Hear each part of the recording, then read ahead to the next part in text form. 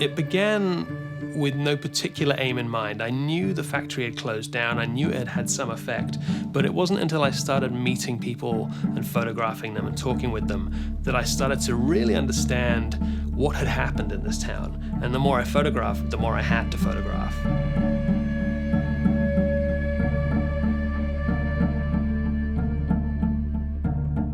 For the last 2 years or so, I've been making a project that focuses on the town of Wawarsing, which is where I live in upstate New York.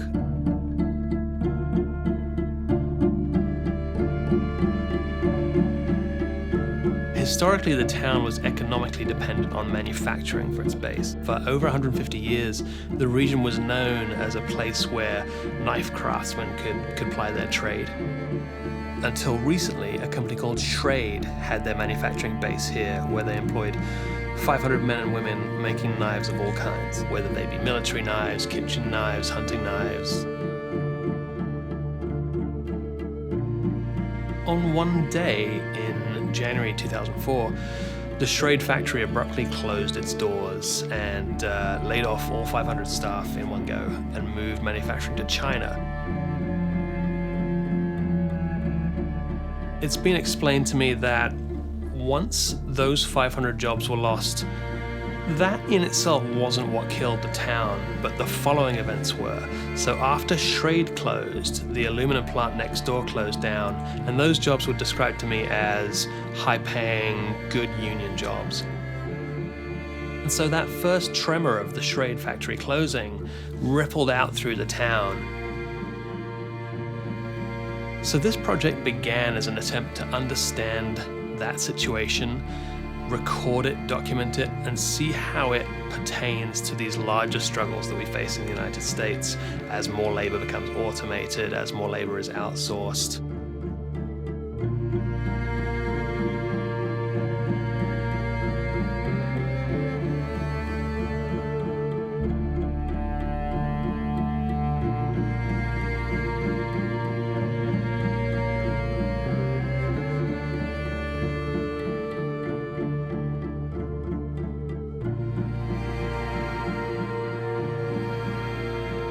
We may be just 100 miles from New York City, but economically the landscape is vastly different. Almost everyone I photographed here grew up in the region. They either worked in the knife factory or knew someone who did. One person would introduce me to another, would tell me things I hadn't been aware of about the factory that would lead me to a new location. And it ended up being one of those projects that almost has no natural end, because you can keep going and keep finding more people to speak to, more faces to photograph.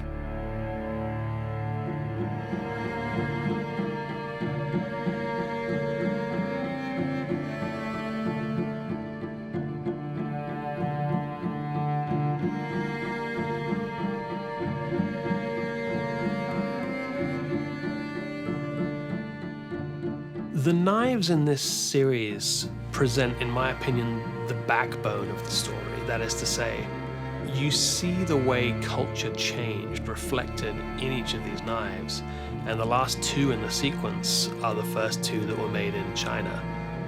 One is a tactical knife, and the other is a hunting knife, and both look almost like toys in comparison to the true exhibitions of craftsmanship that were made 100 years ago and will last another 100 years. I'm not necessarily interested in making gorgeous photographs of the planet. I think there are plenty of those. I'm much more interested in showing a story about human ambition or frailty or hubris.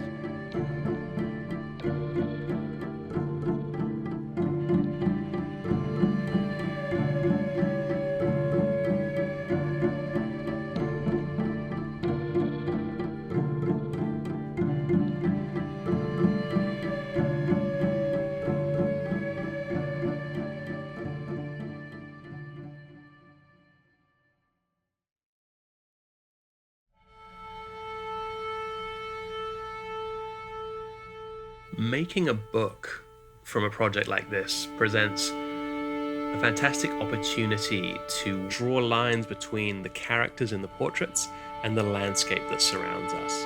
That dialogue between the character and the landscape is an important one, I think, because it allows these individual stories and the story of the community to be writ large on the landscape, insofar as the landscape looks the way it does because of our influence on it, and at the same time, the landscape leaves its own marks on us.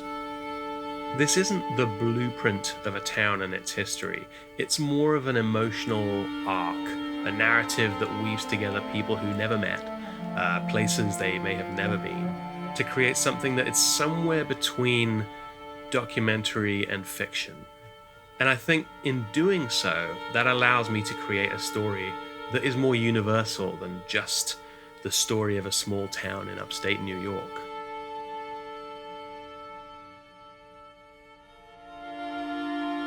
Between automation and outsourcing, there will never be another manufacturing boom in America as we know it. And the story of Schrade is just one example out of many of the results of technological change. This project is an elegy for Wawarsing, but also an elegy for any other small town in America. It asks more questions than it provides answers, and it's not clear what the road ahead looks like.